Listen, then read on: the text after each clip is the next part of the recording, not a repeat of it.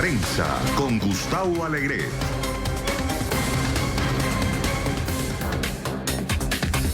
Otro inmigrante centroamericano muere en Estados Unidos bajo custodia de la patrulla fronteriza. Maduro pide a diputados de la Asamblea Nacional ir a elecciones para renovar el legislativo. Y diferencias entre Emmanuel Macron y el Papa Francisco sobre la muerte asistida de un ciudadano francés vuelve a poner el debate de la eutanasia sobre la mesa. Aquí comienza Club de Prensa con Gustavo Alegret.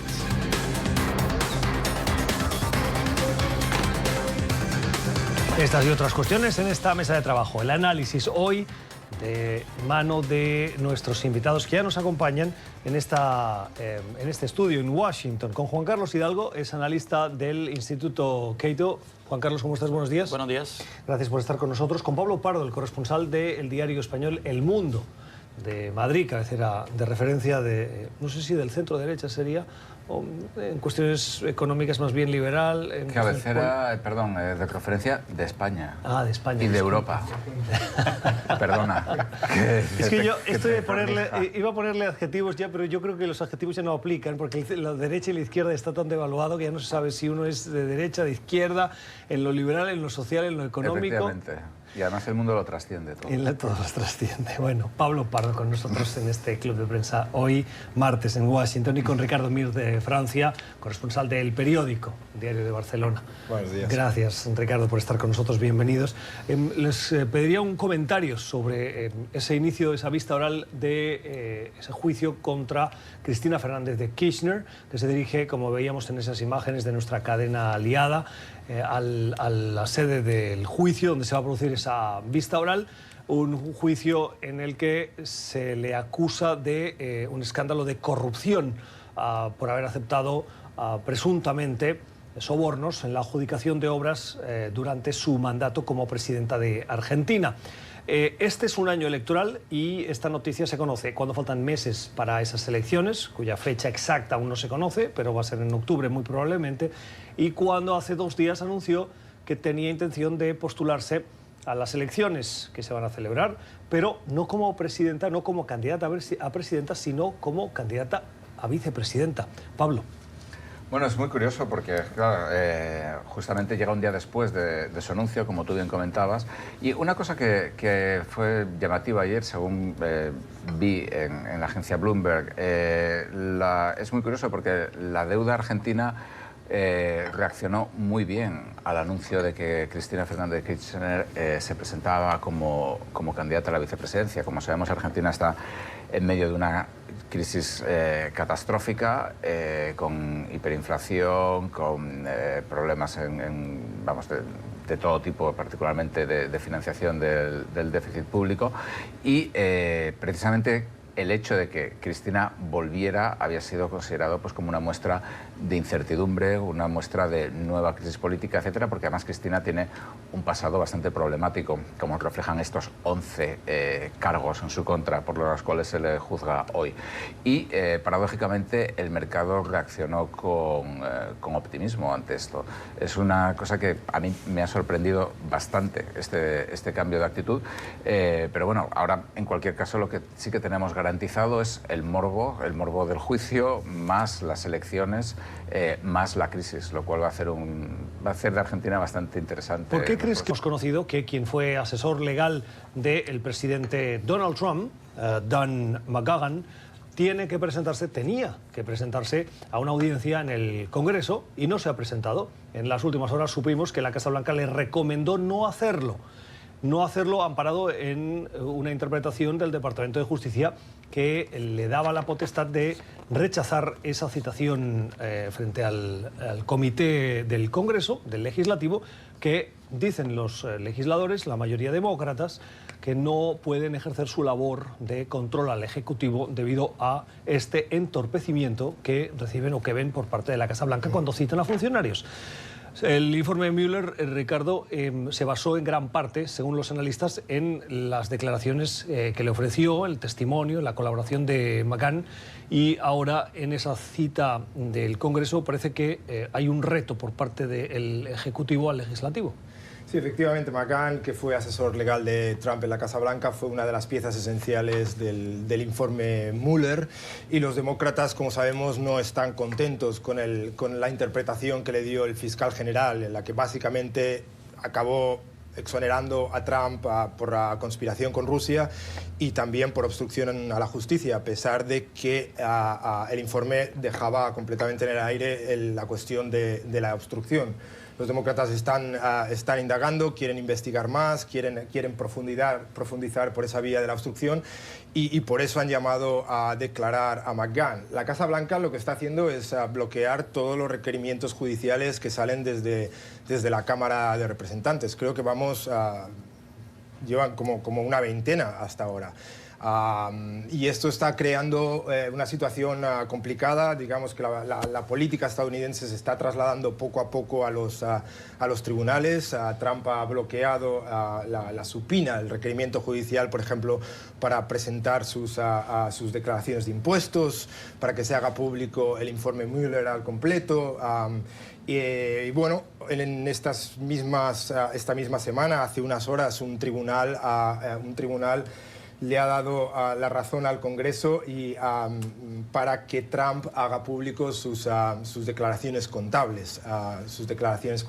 Pero de momento Trump ha dicho que va a recurrir a los tribunales, de modo que queda todavía en el aire. Sí, una respuesta del presidente respecto a este último punto que se ha producido hace menos de una hora, en la que el turno del presidente ha anunciado que va a recurrir esa decisión por parte de un tribunal federal que le obligaba a presentar esos reportes de impuestos. La gran batalla para conocer el patrimonio y, sobre todo, cómo se ha construido ese patrimonio, Pablo. Sí, bueno, en primer lugar, parece bastante claro que Trump va a tener que acabar dando su declaración de impuestos al Congreso, sobre todo porque hay una ley de 1924 que dice fundamentalmente que el Congreso puede exigir y tiene derecho a recibir la declaración de impuestos de cualquier persona que pague sus impuestos en Estados Unidos, incluyendo nosotros, si hace falta.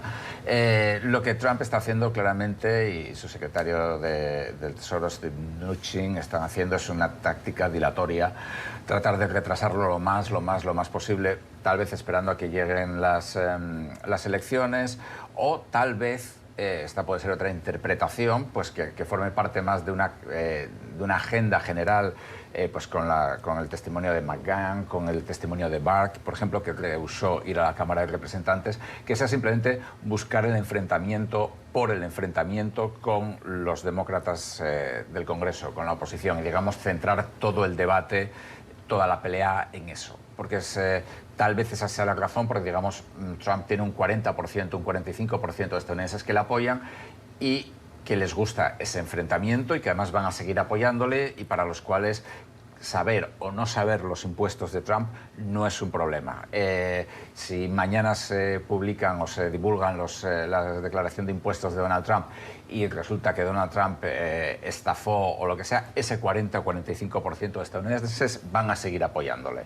Entonces, digamos que puede ser tal vez su intento, que es un poco un intento, o sea, es un poco una estrategia de reality show. Es decir, en los reality shows se trata de generar enfrentamiento y tensión entre los participantes, y Donald Trump ha dicho muchas veces, o ha dicho en alguna ocasión, que lo importante no es cómo salgan las encuestas, lo importante son los ratings de audiencia. Entonces, con esto está teniendo buenos ratings de audiencia. Entonces, yo creo que tal vez pueda ser eso. Estoy de acuerdo con Pablo. Al final de cuentas, estos son los dramas típicos de Washington. Yo creo que después de la elección del 2016 hemos quedado advertidos de que lo que nos consume muchas veces aquí en esta burbuja del Beltway, como se le llama, la calle de circunvalación, la carretera de circunvalación que rodea Washington, no necesariamente transpira en el resto del país. Y bueno, yo creo que en el tema de la trama rusa, las encuestas han indicado que efectivamente muchos estadounidenses quieren pasar la página y por lo tanto no me queda a mí claro que esta continua batalla por los estados financieros del presidente y demás le sirva a los demócratas, o más bien le termina sirviendo al presidente en su lucha contra el partido de oposición. Eso no quiere decir que en el fondo estas averiguaciones no sean convenientes o no. Yo todavía no estoy claro. O sea, Ciertamente la Constitución tiene una sección que es la parte de, ¿cómo se llama?, emolumentos. Es la sección de emolumentos que dice que el presidente de Estados Unidos o los líderes de Estados Unidos elegidos democráticamente no pueden recibir favores de potencias extranjeras. Y la averiguación aquí es si el presidente a través de sus negocios ha recibido dineros de extranjeros que puedan haber influenciado la toma de decisiones. O la negociación de la Torre Trump en Moscú. La negociación de la Torre Trump en Moscú, pero no solo eso, en su momento también se hablaba de que él estaba negociando otra torre en Turquía, otra torre en Arabia Saudita, o sea, en fin, es una persona que él mismo se precia de haber tenido negocios en múltiples países. No solo eso, sino también que está su hotel, que es uno de los edificios más bonitos de la ciudad, en donde se ha documentado de que las delegaciones extranjeras buscan quedarse ahí como una manera tal vez de congraciarse con el presidente en negociaciones que puedan estar teniendo con el Poder Ejecutivo. Así que, bueno, yo creo que en el fondo hay una buena razón para hacer este tipo de averiguaciones. Pero el show, ¿a quién va a terminar beneficiando electoralmente? No me queda claro que el presidente sea el perjudicado aquí. Sí, yo creo que Trump lo que está haciendo también es tratar de explotar la idea de que los demócratas van a por él porque van a por él, ¿no? Es como una persecución política después de haber salido relativamente bien parado del informe Mueller, ¿no? Él se siente ganador, lo que está haciendo es, digamos, fomentar esa bronca político-judicial en el Congreso para transmitir la impresión que quieren cargárselo, no porque haya hecho cosas irregulares, sino porque van a por él desde el principio.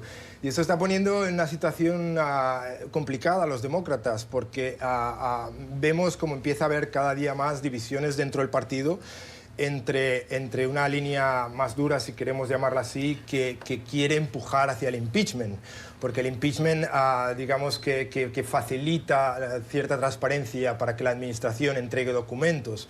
Y lo que está sucediendo es que el liderazgo del partido está tratando de frenarles los pies, porque no quieren que la campaña que viene se convierta en una batalla político-judicial. Quieren que el país vea sus propuestas, vea que tienen una alternativa a Donald Trump y que no solo quieren sacarlo del poder porque no les gusta, ¿no? Y eso es, perdón, Pablo, es interesante porque hay reportes que dicen que Trump más bien está haciendo todo esto para forzar el impeachment. Right. Sí. Trump quiere el impeachment. Las encuestas indican que más de un 60% de los estadounidenses no quieren impeachment. Y Bueno, que es que verían mal un impeachment. una cosa muy llamativa es que los candidatos demócratas están tratando de evitar hablar de impeachment. Excepto con excepciones. Elizabeth Warren, sí. Bueno, pero Elizabeth Warren yo creo que no va a ser la candidata. Entonces, es decir, pero por ejemplo, Joe Biden, que es ahora mismo el principal candidato, está haciendo una campaña que es mucho centrándose en Donald Trump, pero sin decir absolutamente nada. Es decir, el mismo Sanders. Pero Elizabeth Warren o Sanders o Kamala Harris están haciendo propuestas concretas. Si nos fijamos, Joe Biden está haciendo en cierto sentido una campaña muy trumpiana, en otro sentido, o sea, Trump es como buscando mucho el enfrentamiento, Biden es buscando mucho el qué buena persona soy, qué bien me llevo con todos, pero no está diciendo absolutamente nada, ¿no? Y luego, una cosa que quería comentar, que sí que puede ser a lo mejor un problema en esta cuestión de los impuestos. Es decir, también hay otro frente, que es que podría ser que Trump mintiera a la Hacienda de Estados Unidos, a las autoridades de Estados Unidos, reduciendo el valor de sus activos y al mismo tiempo mintiera a los bancos aumentando el valor de sus activos para pedir créditos. Y eso de nuevo es un delito, pero de nuevo eso es un delito que para el 40-45% de los votantes de Donald Trump no le afecta en absoluto. Lo que yo sí que creo también es que la posición demócrata tiene un lado que es favorable a los demócratas, en el sentido de que esto mantiene a su base muy energizada, muy encendida. Probablemente a los indecisos no les afecte en absoluto, pero esto es un poco pues como la investigación fantasmagórica de Benghazi por parte de los republicanos o todas aquellas cosas. Esto mantiene a la base demócrata completamente animada, enfurecida, etcétera, mucho más que a lo mejor lanzar propuestas sobre cómo reformar el sistema educativo, cosas de estas que nadie se enteraría de lo que son. Lo que sí es cierto es que ahora que hacemos estos análisis, partimos ya de un hecho, yo creo que es innegable. Donald Trump puede ganar la reelección. Sí. Donald Trump es el favorito para ganar las elecciones. Yo no sé si es el favorito, pero puede ganar la elección, porque esto es lo que carecíamos hace 4 años, o hace 3 años, o hace 2 años y medio, no sé cómo ponerlo, en 2016, que era que partíamos de que era imposible que Donald Trump iba a ganar. O sea, nos caímos todos del caballo, ¿no? Bueno, Después o sea, nos hemos caído del caballo. Ahora ya todos estamos O sea, partiendo de que... Vamos a ver, nosotros no nos equivocamos. Yo no me equivoqué y vosotros Nunca, tampoco. No, perdonad, o sea, nosotros seguíamos una cosa que se llaman encuestas. Y si hay que quemar en la hoguera a alguien, como español tengo derecho a ello, es a los que hicieron las encuestas. O sea, la prensa simplemente informaba de las encuestas. Creo que todas las encuestas, menos una que hizo Los Angeles Times, daban por ganador claramente a pero ya no nos Hillary podemos Clinton. fiar, ya no nos podemos es fiar. decir, no, pero antes de empezar a autofustigarnos, también como... Ricardo, cerramos. No, también es cierto lo que dices, pero también es cierto que nuestro trabajo consiste en desconfiar, en ser escépticos, en tratar de leer la realidad más allá de lo que nos dicen a veces que las encuestas, que no son más que estimaciones de voto, ¿no? Si todas las encuestas dicen una cosa, tú no puedes Sí, pero ser Pablo, ahí te escéptico. voy a contradecir. Tú hiciste visita a terreno, por decirlo Sí. así, ¿no? Fuiste a estados. Yo también lo hice, no tanto probablemente como lo hiciste tú, por lo que recuerdo. Pero leía un libro recientemente de quien fue el periodista corresponsal del País aquí en Estados Unidos, Mark Bassett, Otoño Americano. Y en uno de los capítulos me sentí muy identificado porque Mark hacía una especie de autocrítica diciendo los indicadores en el terreno sí daban esa sensación de victoria de Donald Trump. Las encuestas y como lo has dicho, el Belt, el Inner Circle de Washington, no.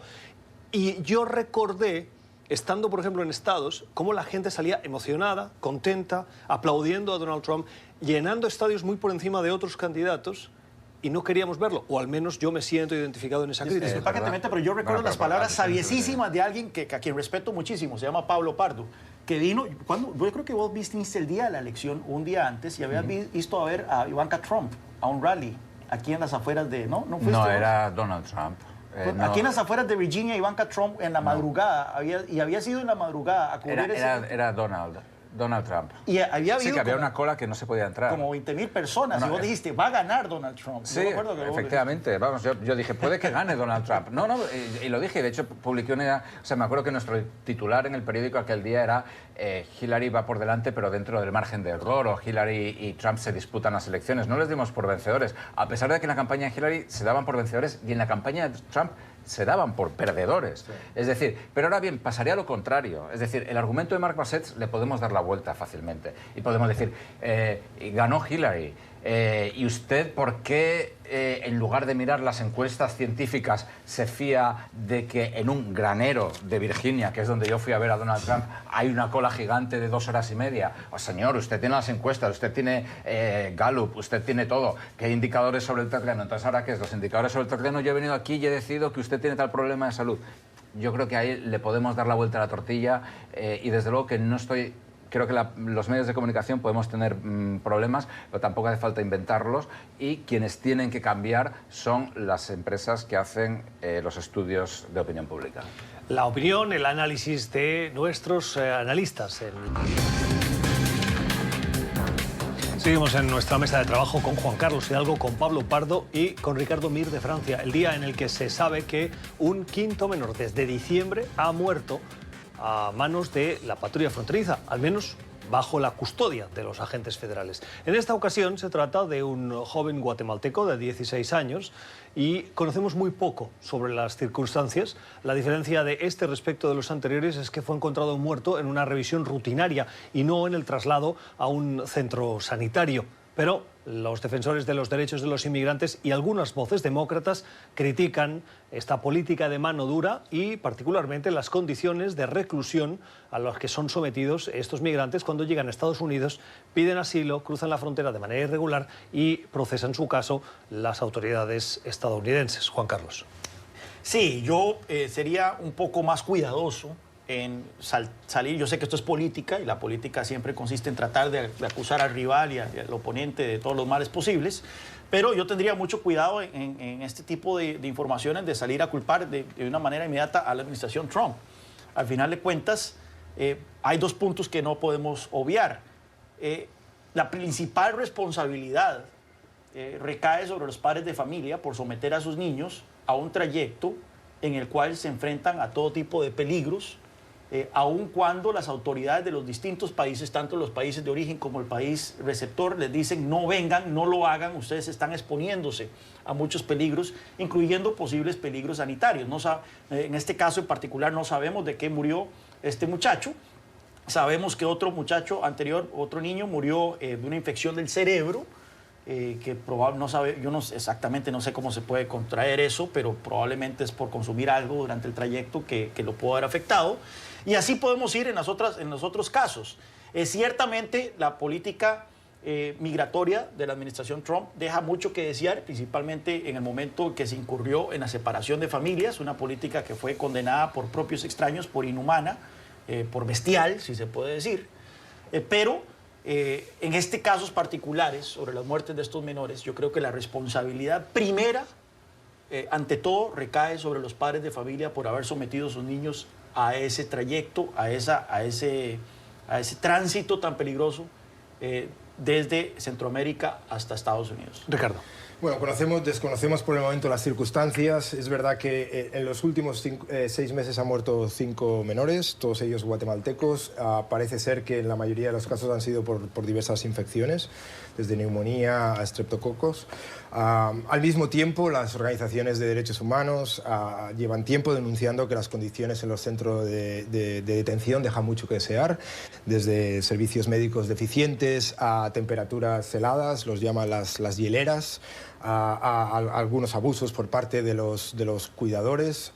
Muchos de estos centros de detención están en manos de compañías privadas, la supervisión es mínima y hemos visto de hecho como algunos centros de detención y algunos estados han vetado la entrada a algunos congresistas que se han presentado para inspeccionar esos centros, de modo que bueno, es un problema muy complicado porque está llegando mucha gente. La administración Trump no tiene ninguna intención de dar soluciones constructivas al problema y esos centros están, algunos de ellos están hacinados, están sobrepasados. De modo que, en fin, una nueva tragedia. Sí, yo creo que una cosa que Ricardo ha mencionado que es muy importante es por parte de la administración Trump no hay ningún esfuerzo de crear ningún tipo de transparencia. Entonces, es decir, no sabemos, o sea, las pocas informaciones que nos llegan de los centros de detención son bastante escalofriantes.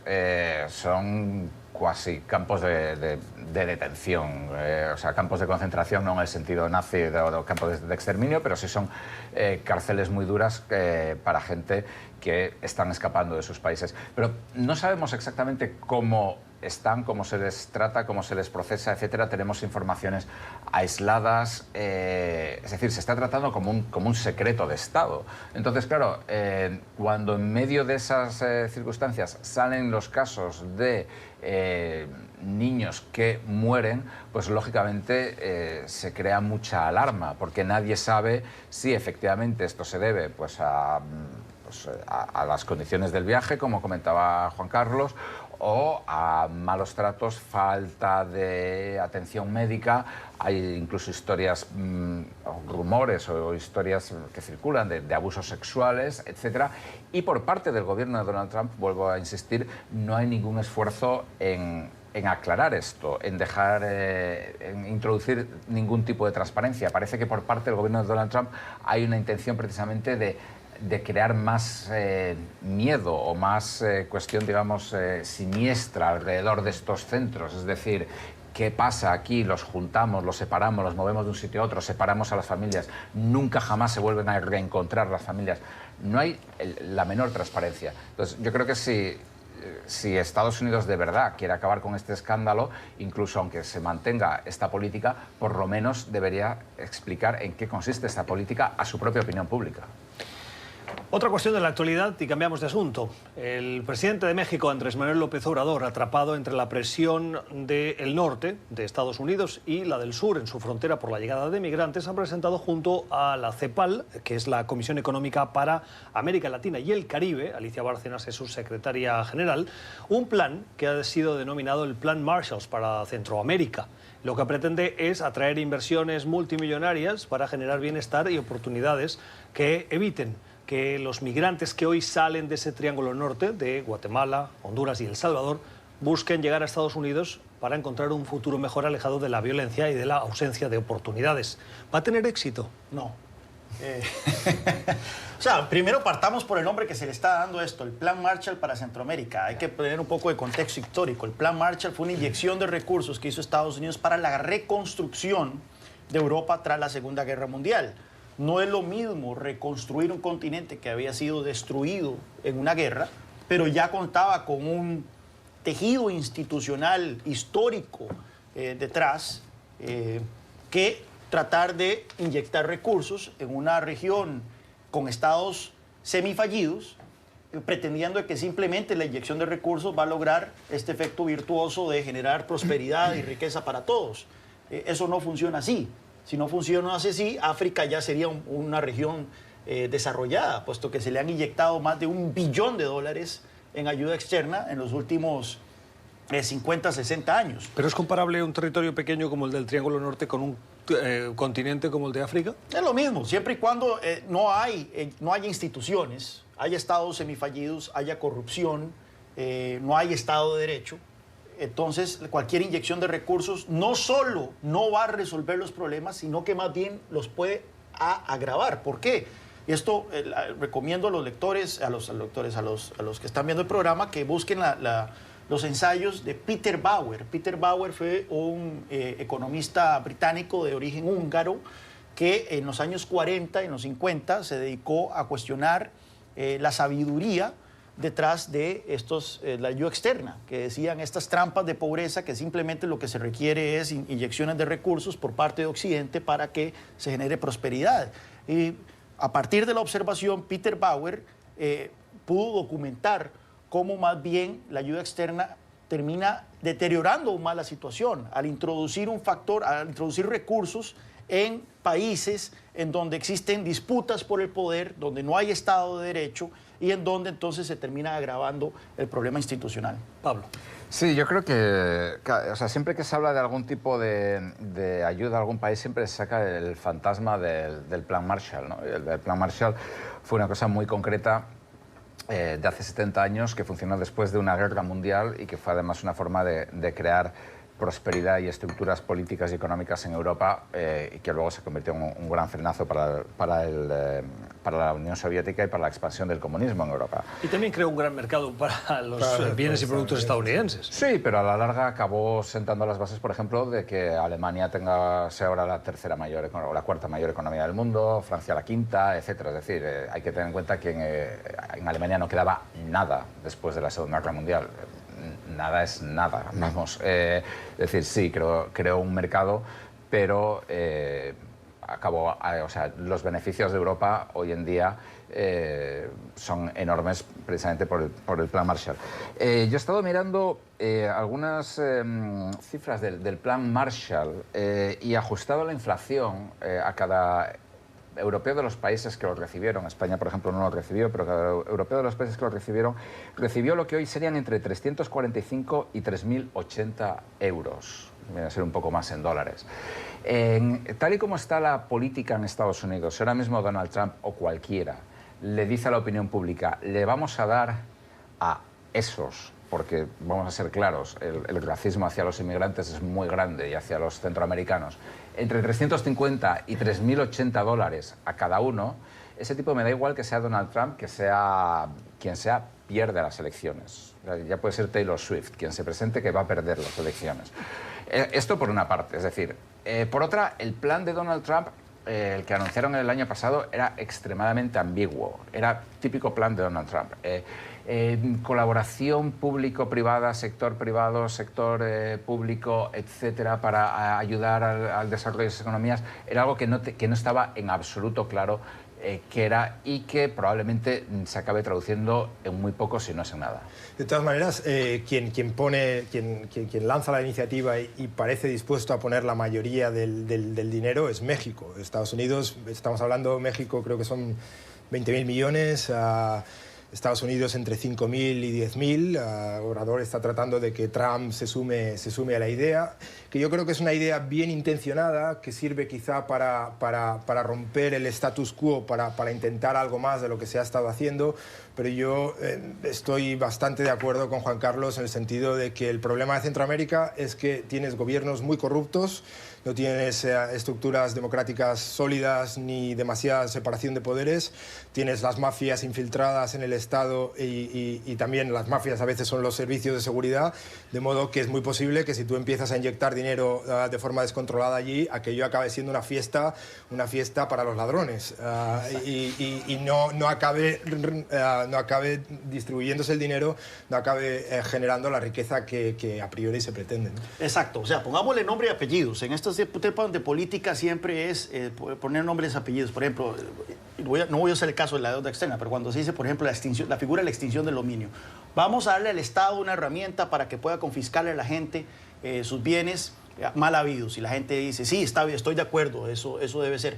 Pero cuando ¿usted le gustaría darle a Donald Trump no, ya la gente se lo rescata? Entonces, en este mismo caso, vamos a darle 20.000 millones a los países centroamericanos para su desarrollo. Fenomenal. ¿Usted está de acuerdo en darle 20.000 millones a Jimmy Morales o a Juan Orlando Hernández? La gente dice, no, pero es que ya ahí sí. O sea, ya cuando le ponemos nombres y apellidos a la gente que está detrás del poder, porque esta ayuda no va a ser canalizada a través de asociaciones de las sociedades de la sociedad civil, ¿verdad? Las asociaciones de la sociedad civil, sino que va a ser canalizada a través de gobiernos. Y empezamos a ver las figuras en las clases políticas en esos países, caemos en cuenta entonces de que las probabilidades de que este dinero sea mal habido y termine más bien deteriorando la situación de estos países son mucho mayores de que haga algún bien. Pero esa no es una de las críticas que se hizo al presidente Trump cuando anunció que recortaba o que cortaba la ayuda de la Agencia del Desarrollo estadounidense para esos países, y la respuesta de los expertos fue: es que esa ayuda no va en gran medida a los gobiernos, sino que va a empresas subcontratadas o organizaciones intermediarias, muchas de ellas estadounidenses, que están realizando labores sobre el terreno. Hay alguna ayuda que va en ese sentido. Michael Clemens, del Center for Global Development, ha hecho alguna investigación al respecto. Pero en este caso, si es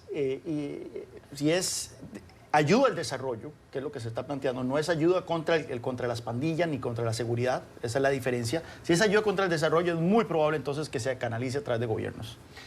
El análisis de los analistas de Club de Prensa. Nueva pausa, regresamos para hablar de Venezuela. Nicolás Maduro propone avanzar las elecciones de la Asamblea Nacional y el día en el que se conoce que la Asamblea Constituyente, la madurista, alarga su existencia hasta el 2020. Seguimos en vivo en Club de Prensa, con la mirada puesta en Argentina, donde Cristina Fernández de Kirchner ya se encuentra en los tribunales, en la audiencia de Comodoro, en esos tribunales donde tiene que comenzar esa vista oral del juicio sobre un presunto caso de corrupción en la adjudicación de obras que hubieran, según las acusaciones, generado una serie de coimas. Ahí tienen las imágenes en directo que nos llegan de nuestra cadena aliada Todo Noticias. Noticia esta en desarrollo, que podrán conocer con más detalle en nuestros informativos y titulares de la hora. Mientras, en Venezuela, el presidente, o considerado presidente madurista, Nicolás Maduro, ha propuesto a la Asamblea Nacional ir a elecciones anticipadas para renovar como una manera de ofrecer una salida a la crisis que vive el país. Pero, en paralelo, la Asamblea Constituyente, la madurista, alarga su periodo de vigencia o de actividad hasta diciembre del 2020. Ricardo.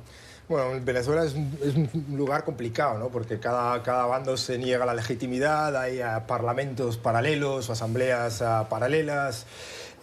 Bueno, desde fuera la idea de convocar unas elecciones adelantadas para Parlamento puede parecer una idea constructiva para saber cómo está la opinión pública en el país, cómo está esa división. Si hubiese elecciones libres y transparentes, sí, con un elecciones... tribunal electoral independiente, probablemente tendrías razón, pero Claro, esa es la cuestión, ¿no? Pero también es cierto que si se convocan elecciones, el escrutinio exterior va a ser masivo, de modo que si el gobierno Maduro acaba amañando esas elecciones, pues eso va a reforzar todavía más a la oposición, va a aislar todavía más a su gobierno y posiblemente va a negarle todavía más legitimidad de los países que todavía se la están concediendo, ¿no? Yo no sé hasta qué punto sería malo para Maduro, es decir, porque si logra liquidar la Asamblea Nacional como un foco de poder de la oposición, pues digamos que su hegemonía política se consolida. Y, es decir, Venezuela ya tiene con Maduro un claro historial de elecciones que no han sido democráticas, con lo cual sería añadir una más. Los países que apoyan al régimen de Maduro, China, Rusia, Cuba, seguirían apoyándole. Es decir, un poco la estrategia de Maduro, la estrategia bolivariana es, bueno, vamos a hacer otras elecciones a la Asamblea Nacional, vamos a extender el mandato a la Constituyente. Si en las próximas elecciones a la Asamblea Nacional no funciona todo lo bien que esperáramos el fraude, da igual, volveremos a hacer otras elecciones hasta que al final acabemos ganando o crearemos una Asamblea Nacional B que mandará más que la que hay. Es decir, a mí me parece que no es, digamos, una alternativa seria, sino que se sitúa dentro de la lucha por el poder en Venezuela. Aquí es interesante porque definitivamente se muestra la mano de los asesores cubanos que le susurran al oído a Maduro, le dan órdenes a Maduro. Claramente no tienen un pelo... A lo mejor no le susurran, a lo mejor le gritan. Les gritan, no tienen un pelo de tonto. O sea, la Asamblea Nacional es el único órgano del aparato estatal venezolano que no está bajo el control de Maduro. Así que convocar a elecciones adelantadas claramente es una jugada para anular esa fuente de legitimidad, la única que tiene la oposición.